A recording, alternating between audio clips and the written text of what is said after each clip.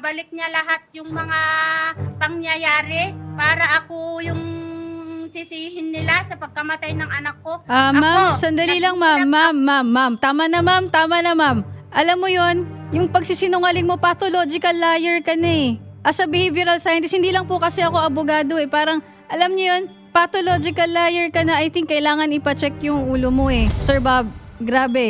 Hindi ko kayang sikmurain yung mga ginawa po ng pamilya mo dito sa sarili mong pamilya at wala kang bait sa sarili mong mga anak. Alam mo ba ma'am na, hindi, on top of yung adultery na sinasabi ko sa'yo, yung pagpapabaya sa anak, sinasabi nga namin palagi, is a form of child abuse. Okay, so magpapatong-patong yan. At kung mapapatunayan, totoo lang po, hindi ko po pinabayaan ng mga anak ko. Ang isa pang pinag-aawayan namin, yung mga material namin na binebenta niya. Wala po, Tapos, hindi. Alam niyo ma'am, kanina ka pa din. Ma'am, tama na yung material na bagay. Tao ang pinag-uusapan natin dito ma'am. Tao.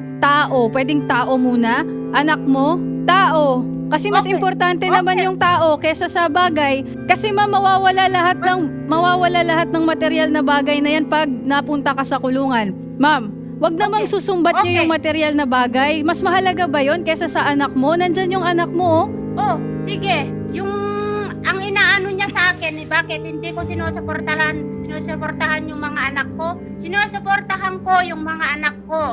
Nagtratrabaho ako para sa kanila. Kasi ang inaano ng asawa ko, bakit hindi buo ang sahod na binibigay ko sa kanya? Bakit hindi buo? Kasi bakit hindi buo? Marami ako. Ma'am, wala po tayong pinag-uusapan tungkol sa suporta, tungkol sa pera. Gusto niyo lang pong ilihis yung topic doon sa malalang bagay na ginawa ng tatay nyo at ginagawa mo sa sarili mong pamilya. Ngayon, kung ganyan po yung attitude ninyo, ma'am, wala na po akong magagawa kundi tulungan na lang po yung anak ninyo at si Sir Bob.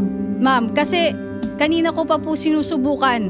Palabasin kahit konting bait lang, kahit konting ganda naman ng puso, ma'am. Puso naman, ma'am. Uwi ako ng pusa. Bakit Kailan? si Lovely? Alam niya ba ni Lovely? Buhay pa ba si Lovely noong namatay yung anak ko na yan? Buhay, hindi pa. Wala pa si Lovely. Sabi niyo sa akin, hindi ako magandang halimbawa na magulang para sa mga anak ko. Sige, nung namatay yung anak ko, na yung pangalawang anak ko, nandyan na ba si Lovely? Wala pa si Lovely noon. Si Lovely walang kaalam-alam yan. Ngayon ilalabas niya, ibabalik niya lahat yung mga pangyayari para ako yung sisihin nila sa pagkamatay ng anak ko. Ma'am, sandali lang ma'am. Tama na ma'am. Alam mo yon, yung pagsisinungaling mo, pathological liar ka na eh. As a behavioral scientist, hindi lang po kasi ako abogado eh. Parang, alam niyo yun, pathological liar ka na. I think kailangan ipacheck yung ulo mo eh. Mental health mo kung normal pa ba. Hindi po si Lovely ang nagsabi nun. Ang hirap niyo pong kausap, puro kasinungalingan. Kahit na nandyan na po yung ebidensya sa harap ninyo, ay gusto niyo pa rin pong paniwalaan ang gusto niyo paniwalaan.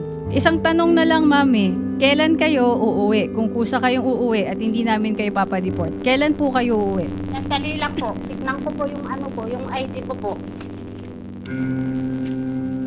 Ano kayang meron dun sa ID? Ma'am, kung matagal pa yan, papadeport ka na lang namin? Kulong na lang, ma'am. Matatapos na. Hindi, magpapadeport na lang. Hindi na, ma'am. Deportation na lang, ma'am. Ma'am, right din naman po nila yun eh. Nagawin sa inyo yun. Total, ginawa nyo din naman sa kanila. Lahat ng mga ginawa nyo sa kanilang mula nung noon pa hanggang ngayon.